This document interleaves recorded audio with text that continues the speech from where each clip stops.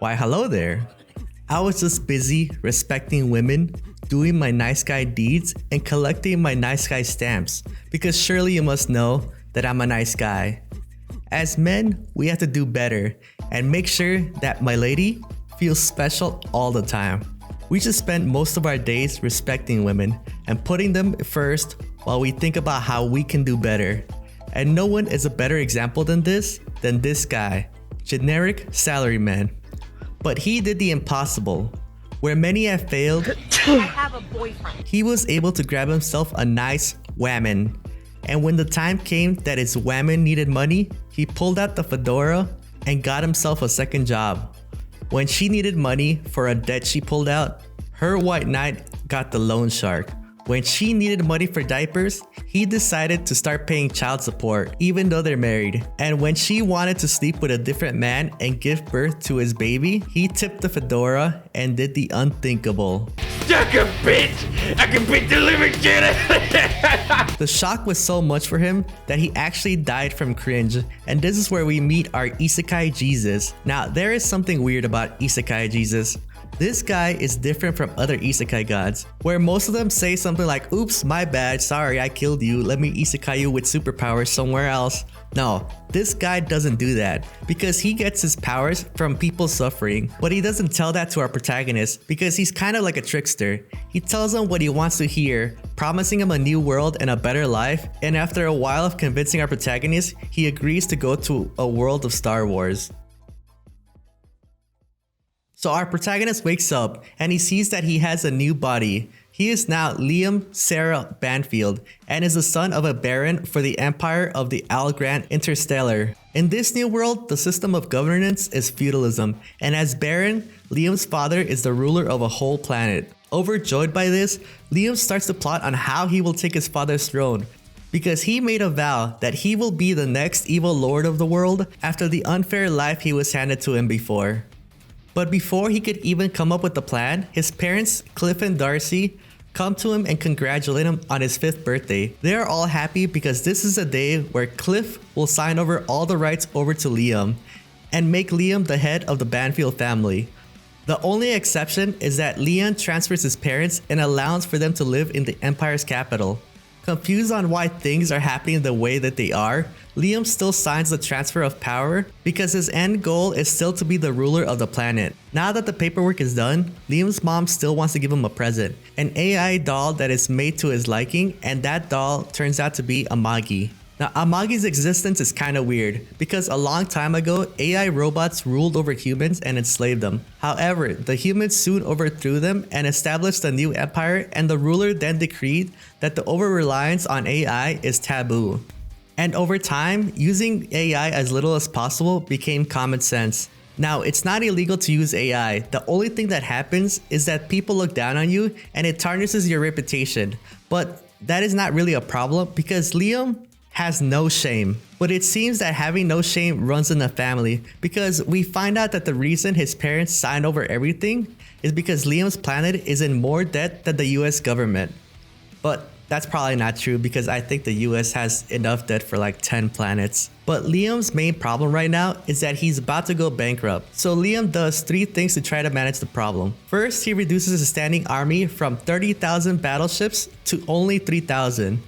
Second, he kills every nobleman in his court that was corrupt. Lastly, he demolishes his mansion because it was ugly and the upkeep for it was way too high. And everything went smoothly. The only problem is a slight hit to his reputation, but Liam doesn't really care as long as he can service a debt. After dealing with the money problem, Liam wants to train his body because he feels that in his previous life, he was pushed around for being too weak. Now, Isekai Jesus didn't give him any powers. In fact, he's as special as me. And by that, I mean not special at all. The only thing that he really has going for him is the fact that he has an adult brain in a child's body.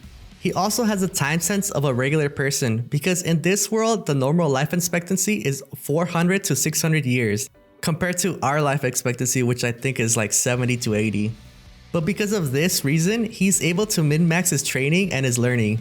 So he tries to learn as much as he can using an education capsule, which is just a giant pod that installs information into your brain.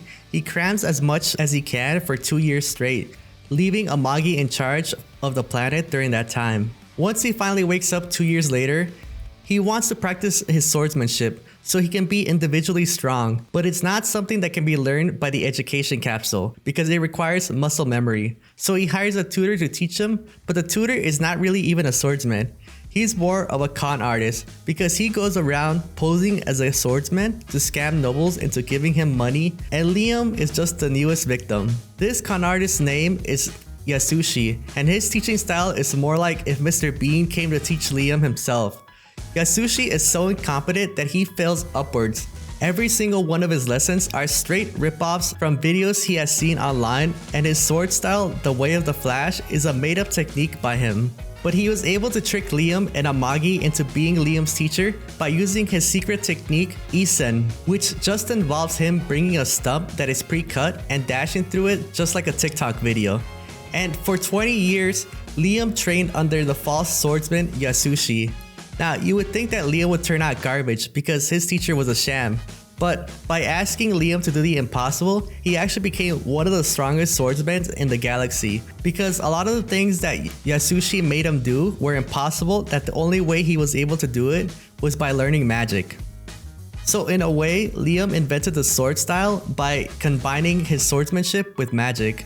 Yasushi, feeling the pressure that he might be found out, kept making every challenge he threw at Liam harder until one day he asked Liam to pilot the family's old mech. Now, the reason he asked Liam to ride the mech is because it's an old mech that doesn't have assist flight. So it's kind of like driving a manual car. Yasushi leaves this as Liam's final test, and he says, "Learn to ride this mech and you will be the master of the Way of the Flash," as he leaves Liam on his own and sets out into the sunset. A couple years pass, like 10, and Liam is much older. His planet is doing better, but it's still in debt. He practices swordsmanship every day, and he's very proficient as a mech pilot. Everything is looking better for his world. But Isekai Jesus came back to collect his due, because if you remember, he feeds off despair of people. So, feeling like Liam is finally ripe enough to harvest, he sets up an ordeal for Liam. He sends the pirate Gons to invade Liam's world. Gons is one of the world's most savage space pirates, claiming the lives of many barons and destroying many planets in the galaxy. The reason he is so strong is because he has one of the largest fleets of space pirates in the galaxy, and he's also very well equipped, having access to many state-of-the-art weapons and having many well-trained soldiers. And with all of this, he should be able to easily destroy Liam's army, but here's where Liam pulls an ass pull. Liam's army is outnumbered 6-1. So imagine what Liam does.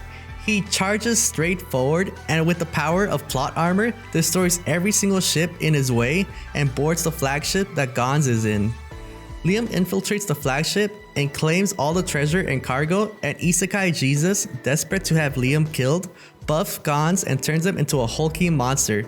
But he's still no match for Liam, because at an instant, Liam cuts him to pieces, and with the defeat of Gons, all of Liam's problems go away. His money problems are solved because Gons has a cube that has infinite materials. His reputation is salvaged because he took down one of the strongest pirates, and he proves to everyone that he is one of the strongest armies in the Empire. Now, how do I feel about the story? I would have to say it's pretty good. I think the strongest part about the story is how it makes you believe that Liam is actually rebuilding his planet. The author lays out problems that Liam has to solve, and a lot of his solutions are just common sense. And the author actually explains why no one is using common sense. The biggest being that these people are nobles, or else it'll hurt their reputation. Like with the whole ship decreasing, Liam's father didn't want to lower the number of ships because he didn't want to appear weak. But Liam noticed that half his standing army was never being used and were not battle tested. So if they ever had to go to a real battle, they would probably just lose. And the manga goes in depth about governing and politics, which I know is probably not everyone's cup of tea, but I enjoyed it.